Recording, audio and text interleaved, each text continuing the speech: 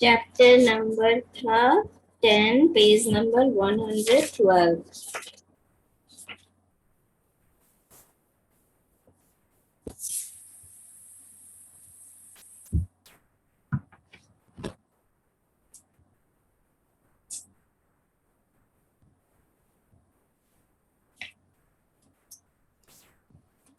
Good afternoon, ma'am. Good afternoon. Good afternoon, ma'am.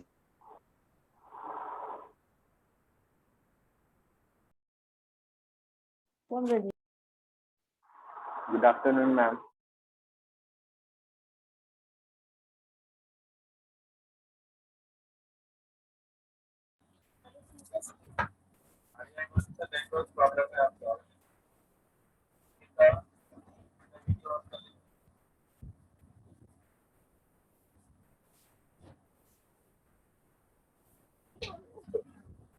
कहाँ तक बताई थी? तीनों बता रही थी, महलवारी, जमींदारी, रैयतवारी।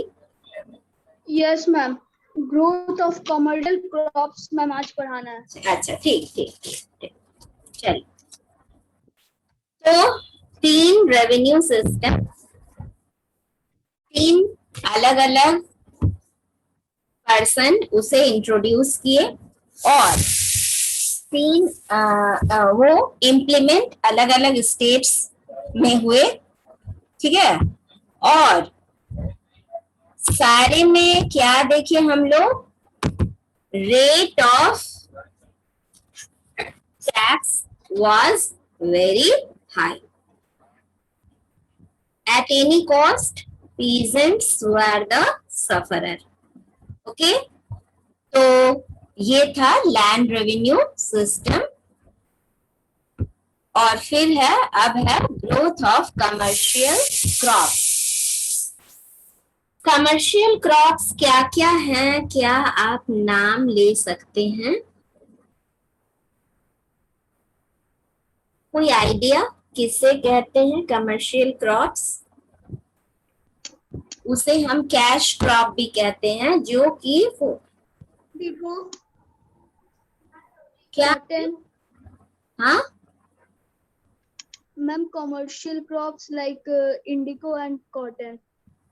हाँ, वो तो है ही।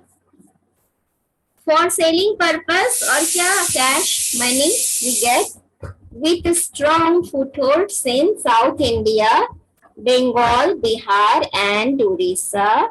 The East India Company wanted to collect maximum taxes. Ronit कल से बहुत प्रॉब्लम में है, बार बार वो एडमिट होता है और निकल जाता है। कल से देख रही हूँ वो कर नहीं पा रहा है, ये लेकर कई बार एडमिट की, बट नहीं पा रहा।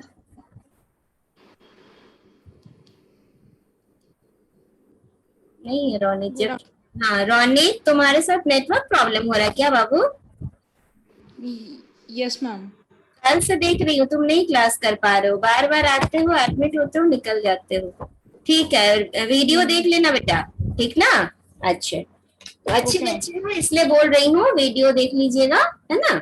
अच्छा, तो विथ स्ट्रॉन्ग फुटहोल्ड्स, अब ये कैप्चर कर लिए थे। अब इनके पकड़ मजबूत हो गई थी। कहाँ कहाँ? तो South India, Bengal, Bihar and Orissa, ठीक है।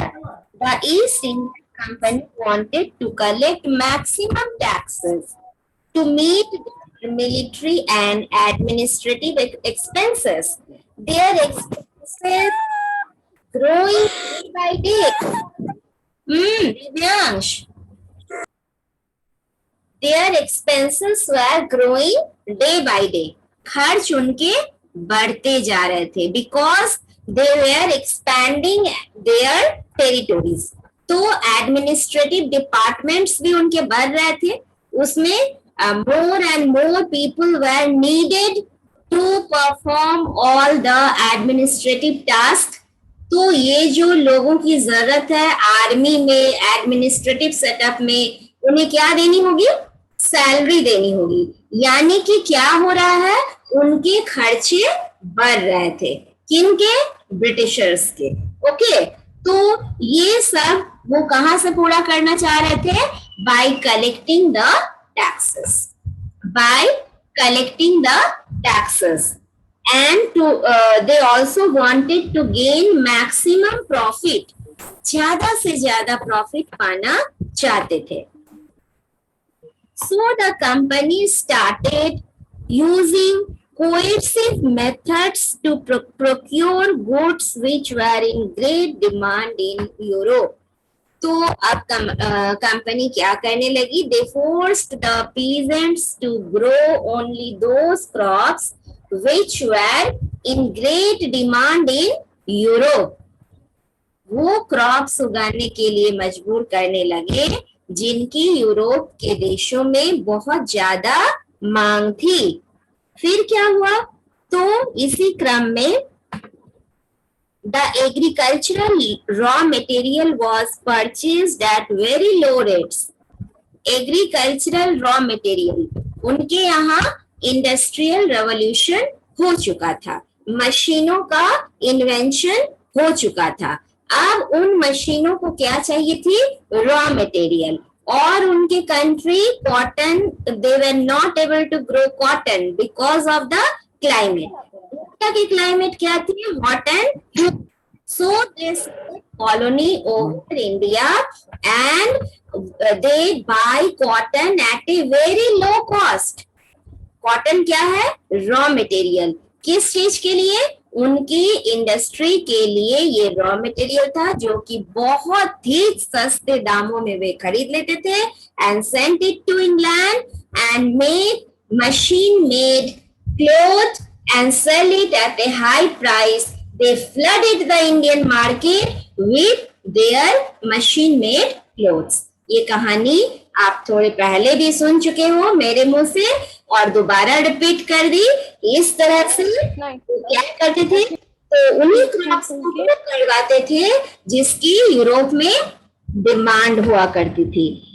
द फिनिश्ड गुड्स मतलब बना हुआ सामान, बना हुआ. अभी क्या बोली? कॉटन रॉ मटेरियल था और कॉटन क्लोथ वो जो अपने मशीन से बनाकर भेजते थे वो थे finished goods. were brought back to India. उसे इंडिया में वापस भेजा जाता था like India and sold it at high price. और उसे इंडिया में ज्यादा दाम पर बेचा जाता था to earn more profits. The company forced the farmers to grow cash crops. Like, अब देखो कैश क्रॉप के एग्जाम्पल कौन कौन है? कैश क्रॉप कौन कौन है? वो है इंडिगो, कॉटन, ओपियम, पीपल, टी, शुगर केन. इतने सारे कैश क्रॉप हैं. शुगर केन क्यों उगाने को मजबूर करते थे? For making sugar. पहले गरीब इंडियन गुड़ खाते थे. शुगर बनाने का कॉन्सेप्ट नहीं था. शुगर केन से थिक जूस निकालकर वो शुगर बनाते थे. अब ये वहां से शुगर केन खरीद लिए और अपनी मिल में, चीनी मिल में वो शुगर बनाने लगे. फिर वो हमें मजबूर करके कॉटन उगाने को मजबूर किए. सॉरी, इंडिगो ये भी बता दी थी. Indigo was a blue dye powder जो कि वो हमारे फार्मर्स को they force to grow indigo. 3 कहानी सुन चुकी है, indigo, cotton and sugar cane. अब है ओपियम, पीपल, टी. ठीक है, आगे बढ़ते हैं, फिर बताते हैं one by one. And compelled them to raise silkworm for the production of raw silk. और इसके अलावा वो हमें मजबूर करते थे क्या करने के लिए? कि silkworm, for rearing the silkworm, रेशम के कीड़े पालने के लिए, जिससे कि वो सिल्क बनाते थे. ठीक है, तो ये सब वो हमारे ऊपर फोर्स करके करवाते थे. The Britishers wanted to smuggle and sell opium to China. अब ये कहानी सुनो, ये एक चैप्टर था तुम्हारे क्लास 8 के बुक में, पर कई साल हो रहे हैं उस चैप्टर को हटा दिया गया है कि किस तरह से ब्रिटिशर्स ने चाइनीज पीपल को ओपियम का स्मगलिंग करके उन लोगों को इस ड्रग्स के एडिक्टेड बना दिए। ये एक नशीली चीज है ओपियम, जिसको हिंदी में अफीम कहते हैं। एक एक यंग इंसान चाइना का उस ओपियम का शिकार हो गया था, उसके आदी हो गए थे, एडिक्टेड हो गए थे।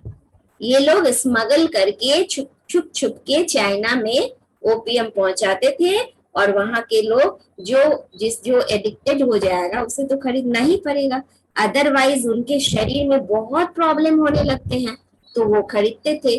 तो एक भी इंसान शायद ऐसा नहीं बचा था कि जो अपने देश की रक्षा कर सके या कुछ कर सके। इस तरह की स्टोरी थी उसमें, not story, it is reality. फिर similarly so that they could earn huge profits, ये क्यों करते थे स्मगलिंग चाइना में? So that they can earn huge profit, उनको बहुत प्रॉफिट हो। Similarly indigo, called Neil in Hindi, was in great demand in the textile industries of Britain. The peasants were forced to cultivate indigo plants to extract blue dye. They led miserable life as it faced very low prices of indigo. जो भी कुछ किसानों को मजबूर करके ये उगवाते थे, ये ग्रो करवाते थे, उसकी कीमत ये बहुत ही कम दिया करते थे, जिससे किसान बहुत ही सफरर होते थे। फिर है rising demand of sugar in west. Western countries में शुगर के डिमांड बहुत बहुत बढ़ गए। attracted many Europeans to set up sugar plantation. तो ये लोग शुगर प्लांटेशन मतलब शुगर मिल सेटअप किए इंडिया में। The farmers who produced gur, jaggery for local requirement were now forced to produce thickened sugarcane juice for the sugar factories. जो किसान पहले sugar cane से गुड़ बना लिया करते थे, उन्हें अब उसके थिक जूस को दे देना पड़ता था। किसको?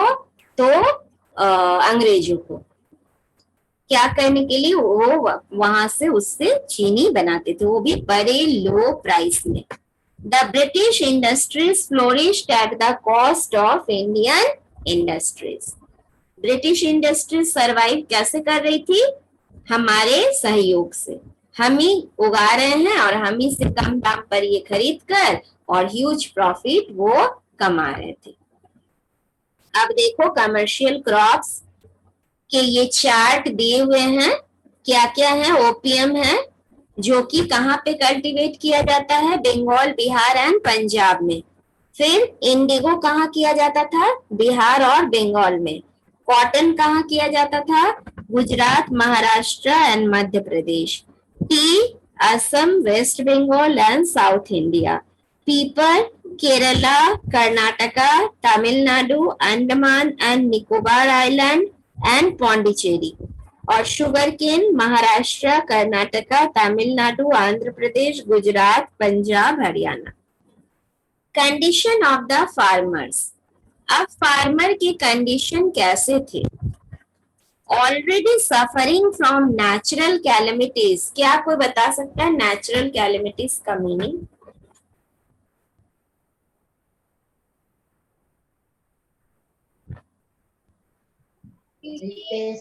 Natural disaster. Natural like flood ma'am, जो होता है मैम। क्या बोले?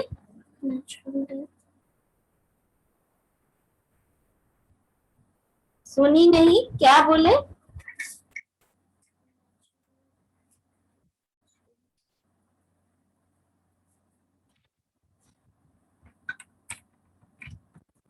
फिर बोलो, क्या बोले?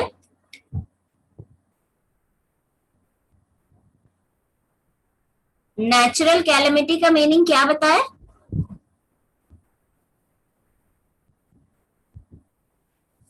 नहीं बोल रहे हो?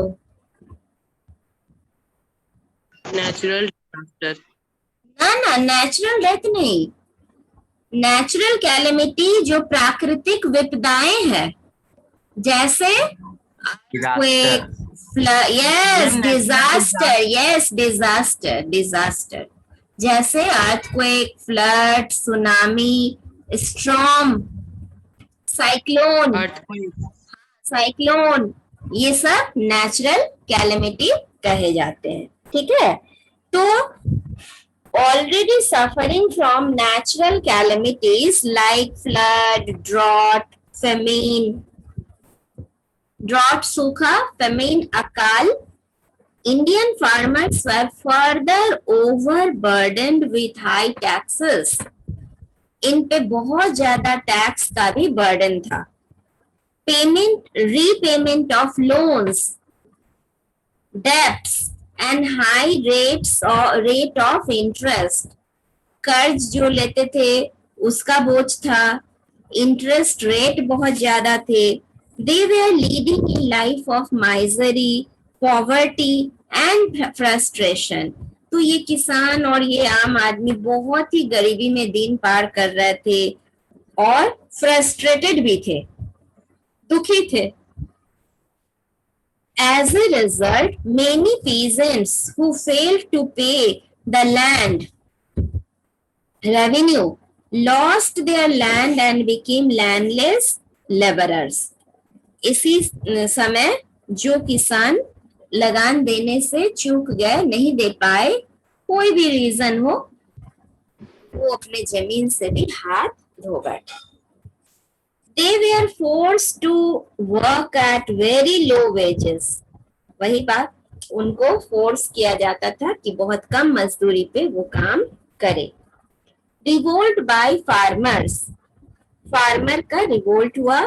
Whenever atrocities, repression and exploitation reached a certain limit, there was a mass outburst in the form of revolt and rebellion. There was a long list of injustice. एक लंबी सी लिस्ट थी अन्याय की, injustice, mated out of the farmers, जो फार्मरों के साथ किया गया। Various times during the British rule. Some of these were as follows. कुछ इस तरह से हैं: land revenue settlements and their administration. Land revenue settlement अभी तुरंत आपने पढ़ा, permanent settlement, ryotwari settlement, Mahalwari settlement, और एडमिनिस्ट्रेशन, उसके रूल एंड रेगुलेशन क्या थे, कितने परसेंट टैक्स देने होते थे, कितने रखने होते थे, ये सब आपने पढ़ा। Second, economic exploitation specially of the rural masses. Third, long standing loans, इन लोग जो कर्ज लेते थे, एंड इनडेप्टनेस, और जो कर्ज में ये डूब जाते थे। Eviction of peasants from land, और फिर कर्ज ना चुका पाने की स्थिति में जो जमीन उनके हाथ से चली जाती थी, टू बिकम लैंडलेस लेबरर्स, और फिर ये बिना जमीन के लेबरर हो जाते थे, मजदूर बन जाते थे। ये क्या है? Long list of injustices meted by the British. Okay, यही है लॉन्ग लिस्ट। समझ में आया? ये जो पॉइंट्स है, ये है इनजस्टिस की लिस्ट। किसने की? ब्रिटिशर्स ने। किसके लिए की? फार्मर्स के लिए। These causes resulted in revolts. इसके वजह से कुछ फार्मर्स रिवोल्ट कर दिए, बट वो इतना ज्यादा भी नहीं हुआ कि उससे अंग्रेजों को कोई नुकसान पहुंचे। ठीक ना? Outbreaks and rebellions even before the first war of independence in 1857.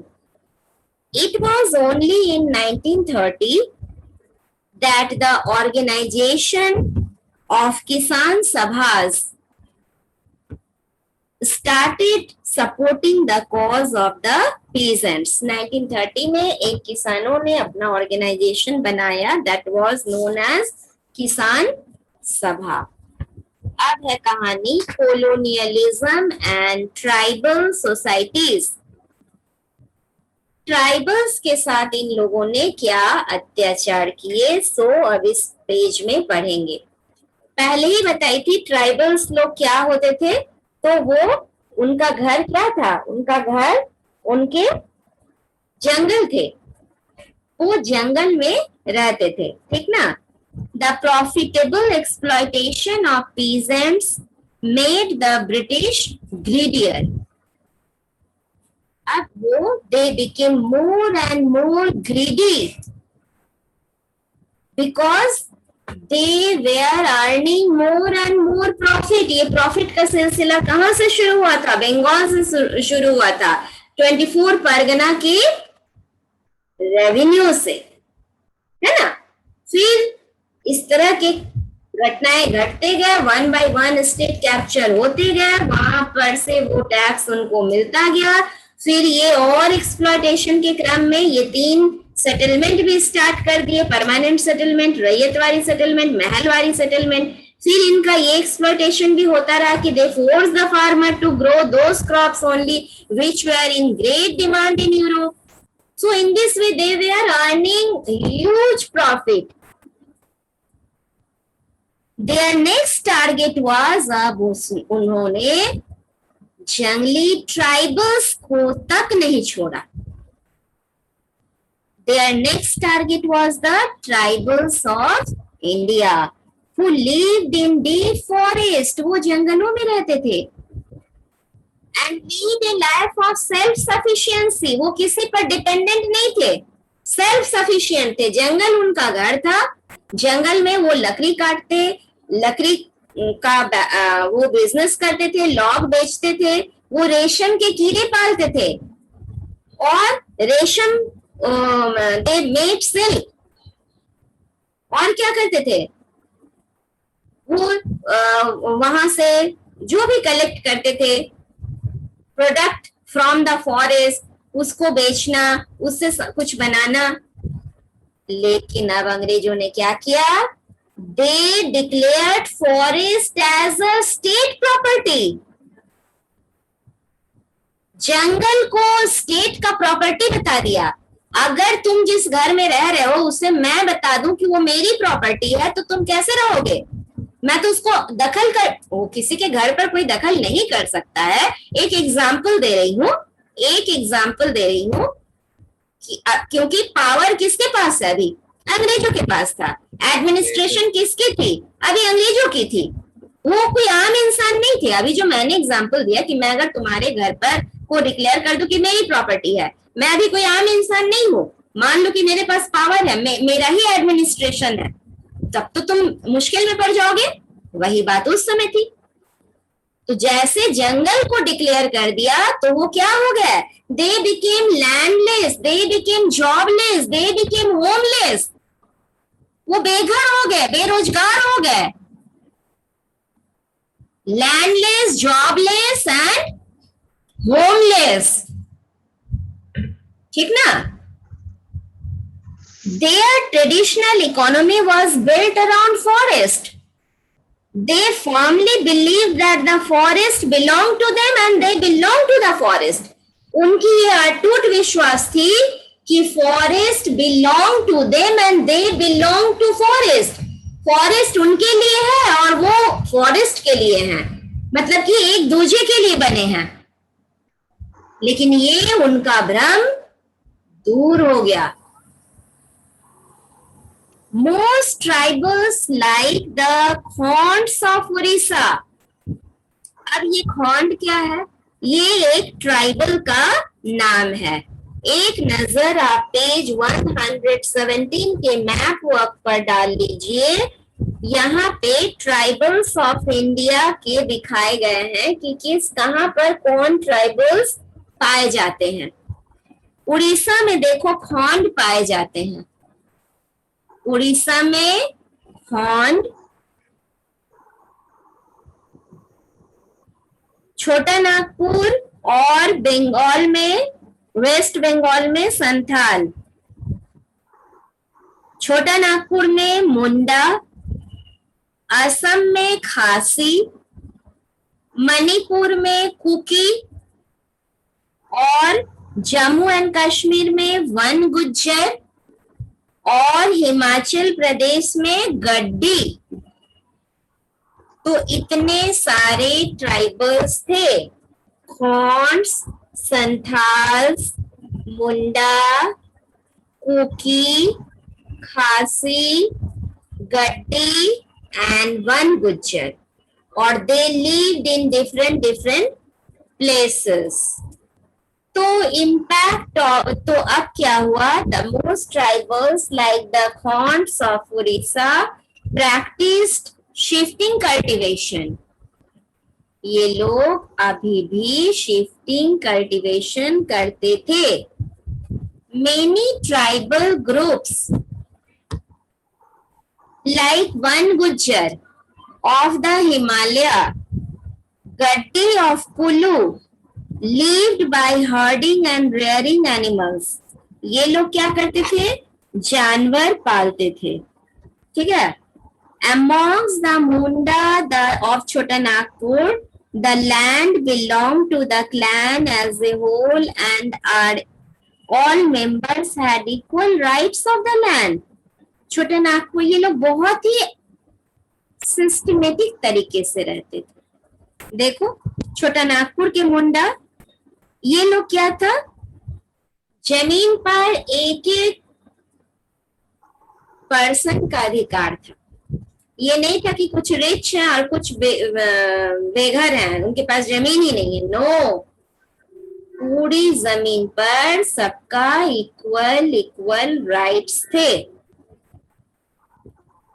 Impact on the tribal life. अब अंग्रेजों की पॉलिसी की वजह से ट्राइबल लाइफ पे क्या इम्पैक्ट पड़े, सो हम देखेंगे।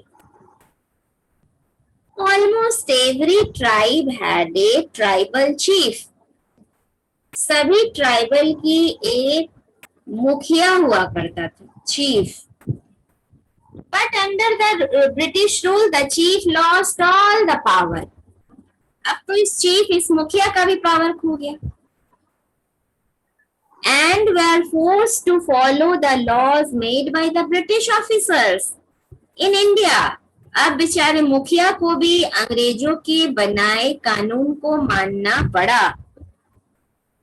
But the Britishers did not want shifting cultivation. अभी बताई मैं कि Khond of Orissa अभी भी shifting cultivation करते थे।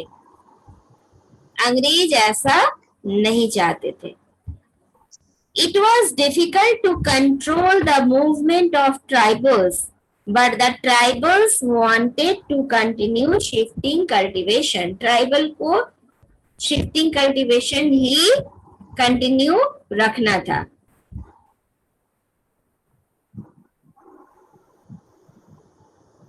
The changes made in the forest laws by the British made the tribal life very difficult.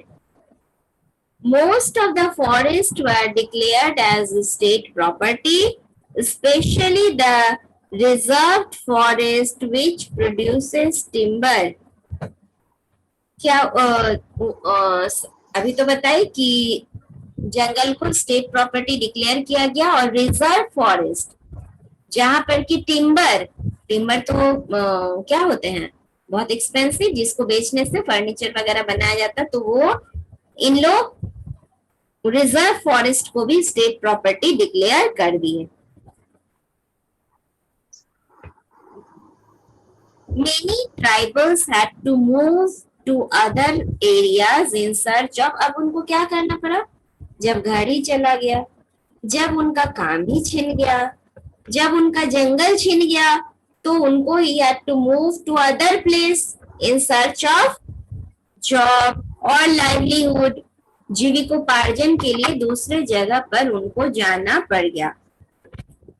This created a shortage of laborers to cut trees for railway sleepers and to transport log. फिर अब क्या हुआ कि जब जंगल छोड़कर ये चले गए तो लेबरर की कमी हो गई, क्योंकि लॉग तो यही काटते थे, रेशम के कीड़े तो यही पालते थे, तो अब लॉग की कमी हो गई, सॉरी लेबरर्स की कमी हो गई. During the 19th century,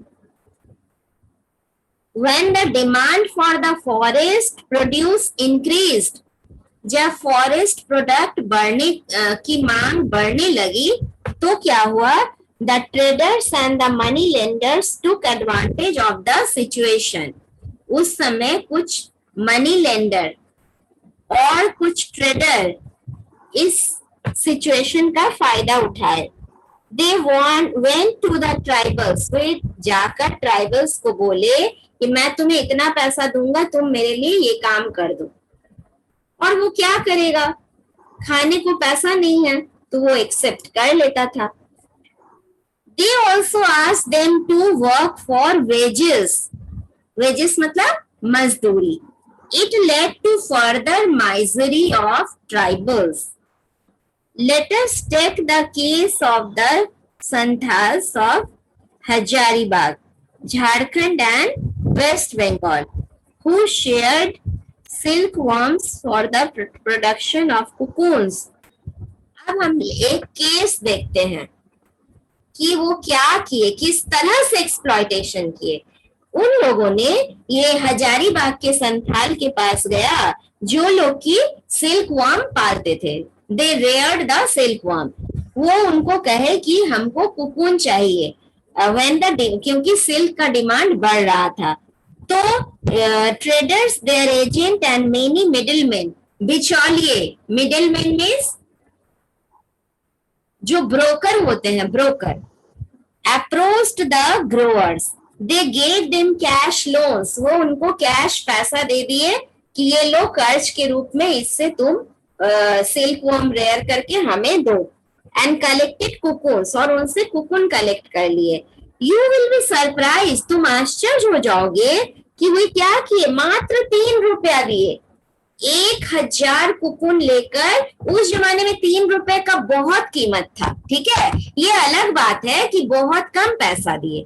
ठीक है, ये मत समझना 3 रुपए से तो कुछ करेगी, 3 रुपए का उसमें बहुत कीमत है, लेकिन 1000 कुकून के लिए मात्र 3 रुपए दिए. और अब जानते हो अब उसको बेचे कितना में? 5 times more, sold them at 5 times, यानी कि 5 3 जा 15 रुपीज. 3 रुपया में 1000 कुकून खरीद लिए और वो बेचे कितने में? 1000 कुकून को उसने जाकर 15 रुपए में बेचा. तो सोचो कि कितना प्रॉफिट वो कमा लिया. अब ट्राइबल को समझ में आ गई कि they are not our friend, they are our enemy. वो मेरे दोस्त नहीं है, वो मेरे दुश्मन है. समझ में आया? इस तरह से मिडिल मैन उनको अब उनका एक्सप्लॉयटेशन करने लगे. किनका? ट्राइबल्स का. ठीक है. They were shocked and started considering the traders as their enemy. Many tribals had to leave their forest home in search of work. A large number of them were recruited through contractors to work in tea plantation. बहुत लोग चले गए tea plantation में काम करने. In far off areas of Assam, they were paid low wages. वहां भी उन्हें कम मजदूरी दी जाती थी. And were not allowed to go back home. और घर जाने का भी हक नहीं था. The plight of the coal mine workers was no less miserable. जो कोयले की माइन में काम करते थे उनकी भी जिंदगी बहुत ही दयनीय थी. Many tribals were also recruited in factories and filled to work under very harsh condition. इस तरह से ट्राइबल्स को अब बहुत ही मुश्किल परिस्थिति में अपने जीवन गुजारने पड़े. तो ये थी कहानी impact on the tribal life due to colonialism. हाँ बोलो, कुछ पूछना है बोलो. हार्श कंडीशन मतलब क्या क्या कौन condition? Adverse. Ma'am harsh harsh condition, कठिन परिस्थिति. मैम हार्श हार्श कठिन परिस्थिति. Harsh HARSH. ठीक है, बहुत कठिन परिस्थिति में उनको जीना. एडवर्स मतलब होता है विपरीत स्थिति और हार्श मतलब होता है कठिन परिस्थिति. ठीक है, तो अब हम लोग को टाइम धमका रहा है, लेस देन 1 मिनट. तो हम लोग कल आगे पढ़ेंगे ट्राइबल रिवोल्ट. जो ट्राइबल ने अब रिवोल्ट करना शुरू किया, लेकिन ये रिवोल्ट भी कोई खूब बड़े बड़े तरीके के रिवोल्ट नहीं हुए, छोटे मोटे हुए. And it was suppressed by the Britishers. Britishers लोग उसको